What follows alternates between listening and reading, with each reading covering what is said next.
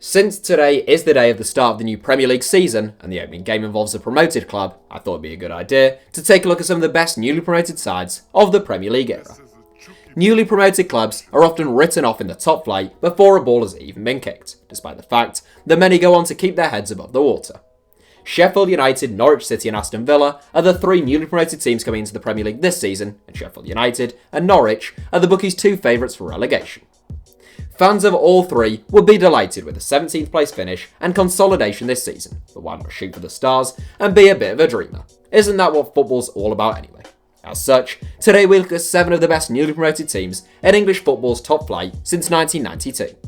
Rankings are based on league finishes and then decided by points earned and goal difference if required in the case of ties. Here are the 7 best newly promoted Premier League teams. Reading, 2006-07.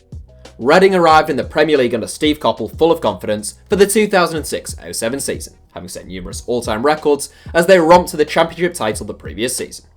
They continued in a similar vein in the top flight with impressive results like doing the double over Tottenham and winning 6-0 against West Ham. They finished the season in 8th place with 55 points to their name, a mightily impressive achievement in their first ever top flight campaign, but they were relegated the following season, giving birth to the phrase second season syndrome. Wolves, 2018-19.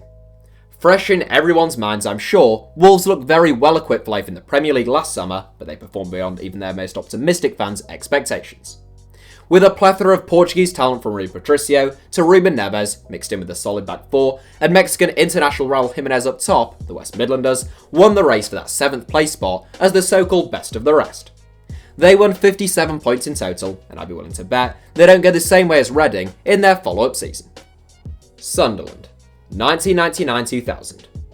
Sunderland also finished 7th in their first season back among the big time in the 1999-2000 season, but they come in 1 place ahead of Wolves in our 7 since they won 1 point more than the team from Molineux.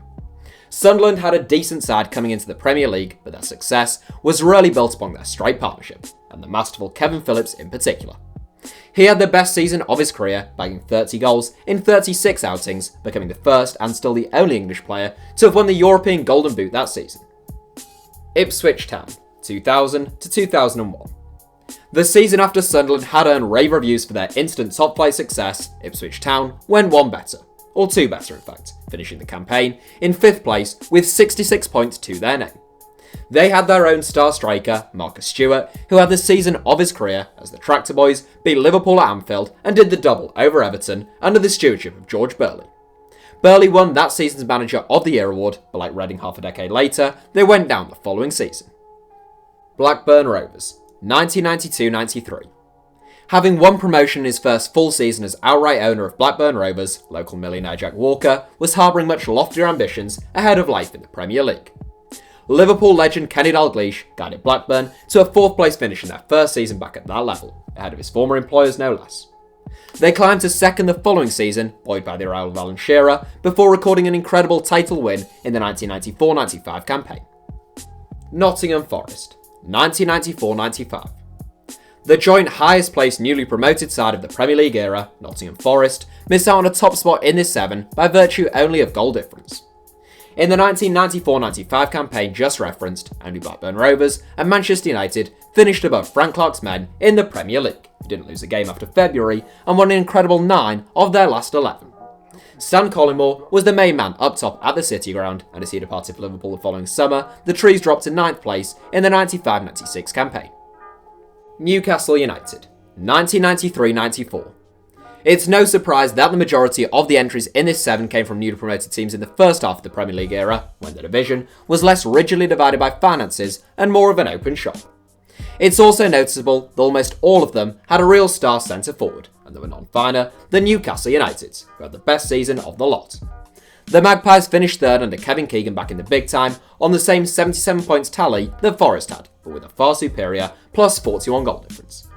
Peter Beardsley and Andy Cole were the star men at St James's Park, and the latter scored 34 goals in 40 games, beating Alan Shearer to the Premier League Golden Boot. That's it for today's 7. Thanks for watching, give us a like if you enjoyed the video, and obviously make sure you're subscribed to HITC Sevens. Also, if you're watching on mobile, just try tapping your screen now. Apparently that is sometimes required to bring up our little subscribe button and a couple of other videos that YouTube thinks you might enjoy.